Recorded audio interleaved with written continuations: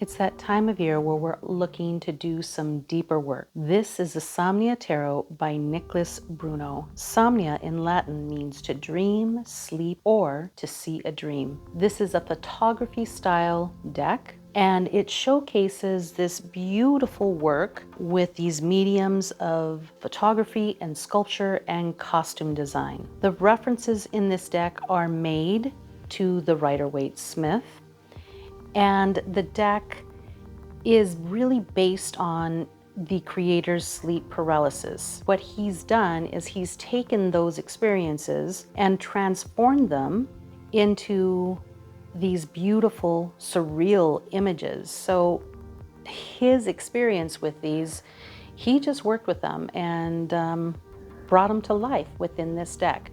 You may hear some noise in the background. My neighbor is out. I think she's trying to get her area ready for Halloween, so I can't argue with that. But she's working with a blower right now on her porch area, so you're going to hear some noise. As I stated, the references in this deck are made to the Rider-Waite, but he used these experiences that he had to transform what he was experiencing into these beautiful images. Now, this deck was originally funded on Kickstarter and came out last year, but I held off, I kept looking at the deck, and I finally went for it. So as you can see, I'm just kind of flipping through these images as I speak to you about this deck.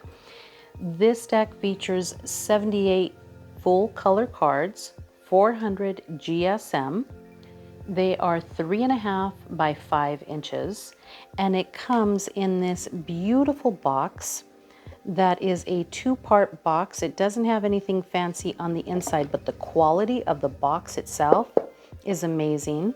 Now, as you notice, there are no little notch holes here on the sides, but that doesn't stop this box from getting stuck even without anything in it. So I wanted you to see that, because for me, that has been a big deal sometimes, is the fact that there's little nachos. I'm sorry, I'm giggling because I love my neighbor. She's really nice and I really enjoy her cats, but she's decided to also clean my patio during this time with her little blower. And I just think that's adorable. She's a really great neighbor, but anyhow, it's just the timing of it all. Anyhow. So back to the tuck box. So here we are with this beautiful little tuck box, and there's just such quality to this deck. I can't even explain it. So the cardstock is thick, but even I can manage to shuffle this deck. Now, if you notice, it's not in order. And I was not about to put this deck in order because I am actively working with this deck and it has been amazing for me. So I didn't want to mess with the energy, and there's one that's upside down.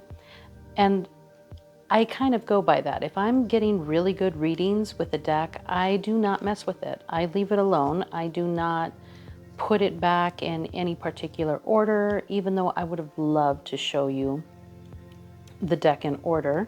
There are many walkthroughs of this deck available, which if you need to see them in order, I would suggest maybe even looking at Kelly at Truth and Story. She has an amazing walkthrough.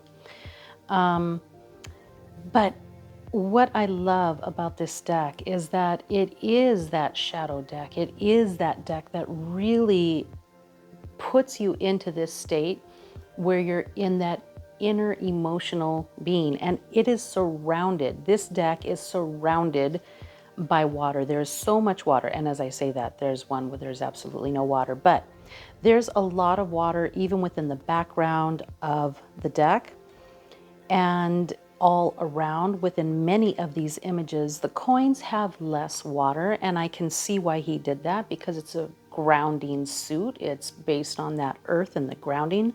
So I love the way that he did that as well, that he paid attention to that. But that water really translates and helps you feel the emotion of this deck overall. This is a truly, truly amazing deck. I am in love with it. So let me stop this real quick just so I can show you. It comes with this little white book, and it is just a very simple guidebook. As you can see, it has no like acknowledgements, nothing like that. It's very simple. There's no spreads. It just gets into the cards and it gives you a few keywords for the majors as well as the minors. Very simple, but very effective keywords on the guidebook. And this is sufficient. There is another option for the guidebook, but I'll get into that for a moment. I'm just going to keep on flipping through these cards. But the depth of this deck is in this beautiful photography. Now, there was a time where I thought, I do not like photography decks. I don't. But I've noticed that I have quite a few photography decks within my collection, and I really, really enjoy them. I really like them. There are so many deep cards here, and just what you're witnessing within the cards themselves. When I brought out that little guidebook right now, I did it for a reason, because as you're looking at these, it is a Rider-Waite-Smith based deck. So if you keep that in mind, you can see the meanings within the cards. But these additions that he has in here and the way that he's portrayed it is so incredibly deep. It is amazing. I mean, look at that Tower card. Look at this card. It is amazing. Like, you are what your home is based on. You're the foundation. So what are you going to do with it? Like, you can stay right there, because this, everything that's around you can be rebuilt. And I just love how beautiful and evocative these images are. Even the colors, they just draw you in. And I love that the deck is a little bit darker and deeper with the tones, because it puts you in that state of being automatically.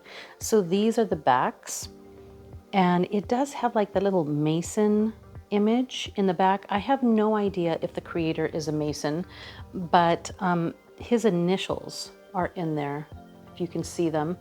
His initials are in there within this little symbol, but it's this mapping of the compass type situation or idea. This deck is amazing, guys. I'm not going to do a really deep, like deep and entailed walkthrough on this deck, but I needed to bring this to your attention because I've been working with this deck alongside two oracles. And one of them you would say, why are you working alongside that other deck? But it's been amazing. So let me put this down for just a moment. I'm gonna just distract you for just a bit.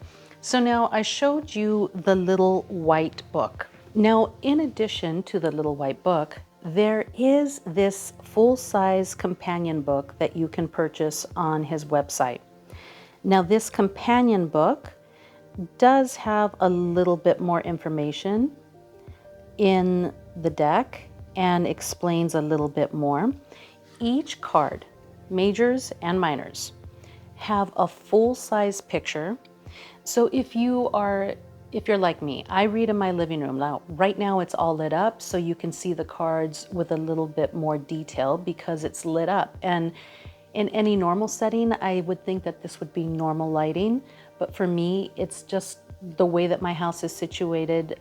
It's a little bit deeper and darker in my living room. So it's sometimes a little difficult for me to see the images. Again, I'm reading at like 5 o'clock in the morning usually. So that has a little bit to do with it as well. And each card is here, and it's a little bit bigger and a little bit brighter than the actual physical cards. So if you need to see a little bit more detail, that's nice. And then also it gets into a little bit more detail. It does have the keywords that you have on your little white book.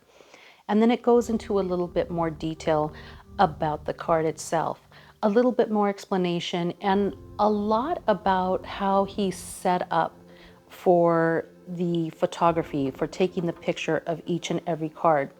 which at first when you're reading it, you don't really see how that applies. But as you look into it and how he's explaining it, it really does help for you to understand the meaning of the card a little bit deeper. Now, I'm going to be honest in saying that I really haven't been working. As you can see, some of them are a little bit longer.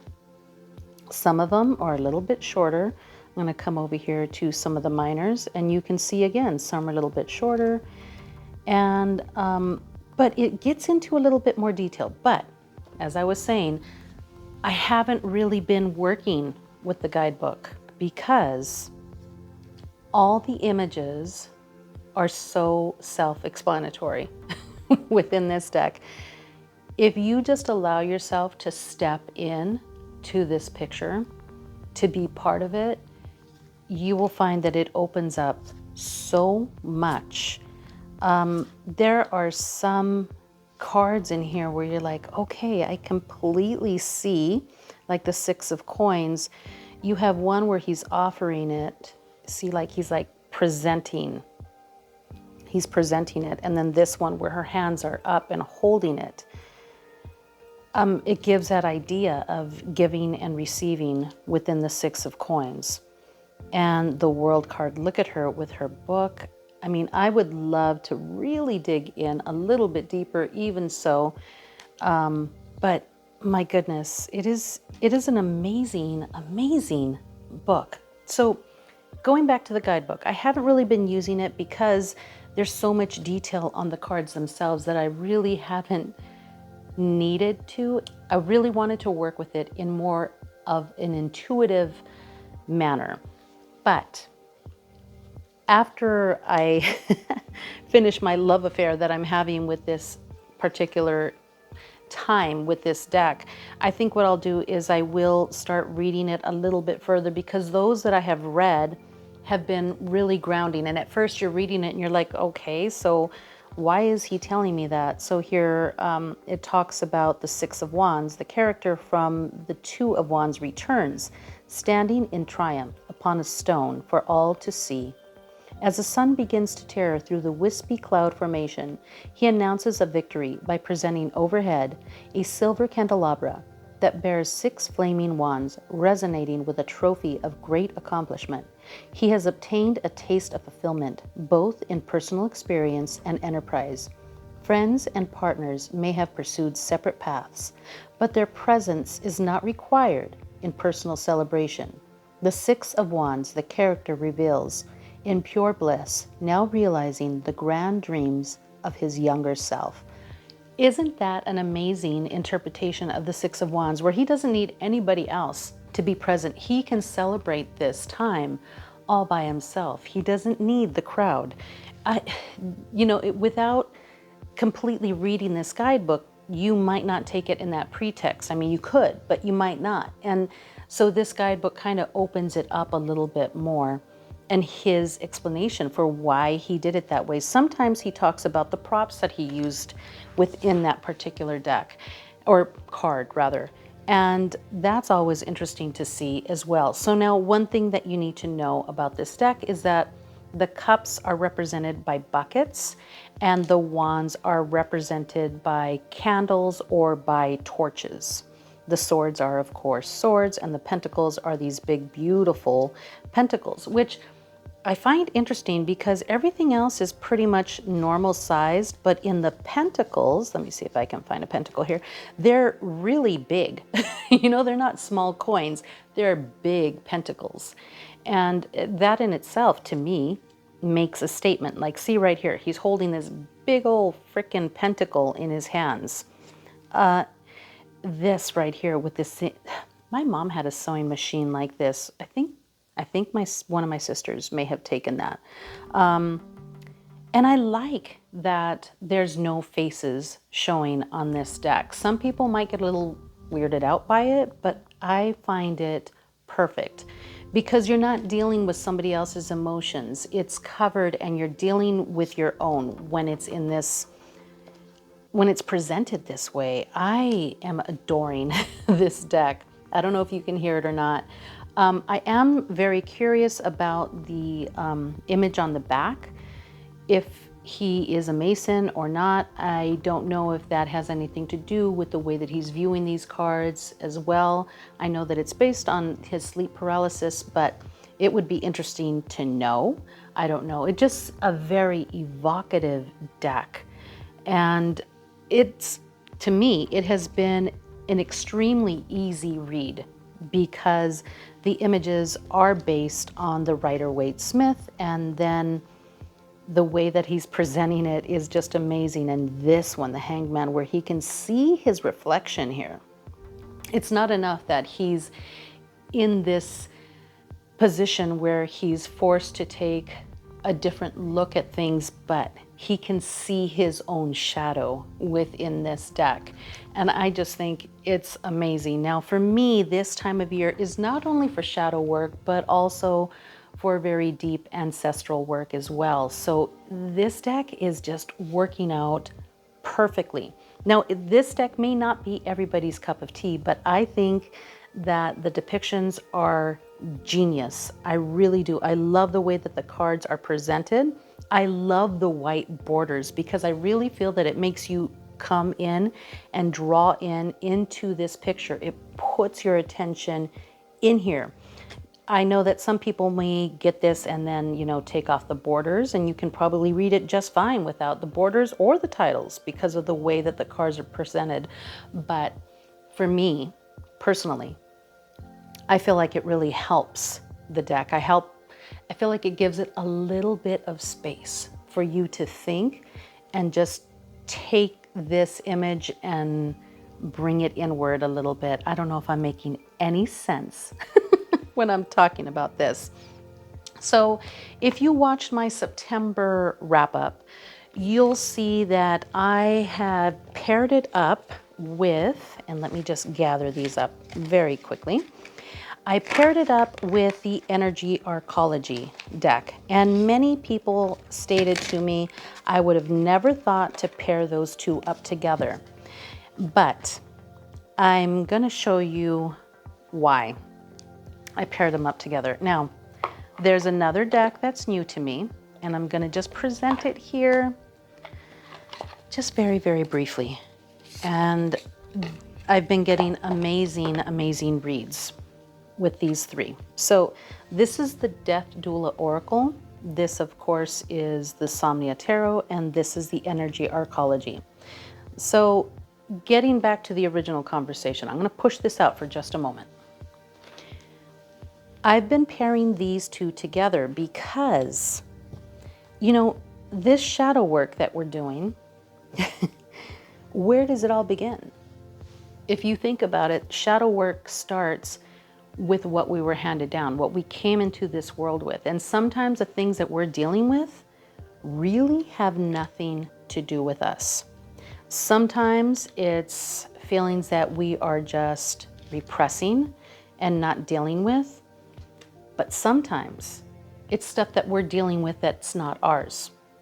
So things that were passed down to us within our DNA that hide deep within the bones, deep within the tissue. And the Energy Arcology, pairing these two together, have really given me not only the way to do the shadow work, like working through the shadow, but focusing in on where I need to focus my energetic healing as well, as far as the bones, the connective tissue, what I need to release from that part of the body as I'm working through this particular issue, whatever came up. And it has been completely amazing. I've yet to do a complete walkthrough on the Energy Archaeology deck, but they've been really good together. Now, just to throw a little bit more into this mix. Now, I mentioned here the Death Doula Oracle. This has been another deck that I've been working with, and as you can tell, another photography deck, right? But oh my goodness, these three together, geez Louise, they are just amazing. Seriously amazing. So here you're dealing with where the issue lies within the body. Here you're dealing with like, what do I need to know about this? And this is like your actual feelings that you're dealing with in regard to all of this. So it completely encompasses the body, the mind, and the soul. These three together are amazing. Now, I didn't know if I should put all these three in this same video like this, because I mean, these are a great investment. But I'm just sharing with you guys, really. This is all it comes down to. I'm not trying to sell you guys anything. I'm sharing my experiences that I'm having with these three decks. And it's been amazing. The death doula is all about the tiny deaths, the little deaths that we experience all the time. You know, just living life. And we experience little deaths all the time. We're always in this state, whether or not we recognize it, but we're always in this state of transformation. So these three deaths together, you're dealing with your shadow, you're dealing with where it settles in the body, and you're dealing with how to work with it with the death doula oracle, how to work through it, how to move through it. And they've just been, like I said, it's been an amazing, amazing read. So I will be doing a full walkthrough on the death doula, and I still need to do a full walkthrough on the energy archaeology deck, which I will be doing. It's just time, guys. I'm sorry, my time is kind of limited, and I'm just trying to figure out how to navigate with my new schedule and keep doing this, because I love doing this and I love sharing the way I'm working with decks with you guys. So I hope that that answers any questions. One more thing. Oh my goodness, I almost forgot. So in regard to this guidebook that I mentioned to you, the Somnia Tarot. Now this is an additional cost. However, if you don't like having these physical books, you can buy this on a PDF, and it's half the price. So it's $12 for the PDF. So if you want to dig a little bit deeper, or say you order the deck and start working with the deck and then decide, you know what, I kind of want that full book, but I don't want to pay the additional shipping, then doing the PDF or just getting the deck and seeing if you even really need it. And if you want it, then you can do the PDF afterwards. So I thought that was a great thing. I'm the type of person that wants the physical. I want the physical book, so I always order the book if it's available. I've learned that over time, because there's times when I ordered decks and I didn't order the book, and then I regretted it afterwards. And now those books are on my wish list because that's an additional shipping cost. So I appreciate you watching my channel, watching this review of the Somnia Tarot and pairing it up with the energy archaeology and with the death doula oracle, and how it's been working for me. I just adore these decks so much. I wish you a beautiful day. From my heart to yours, I will see you later.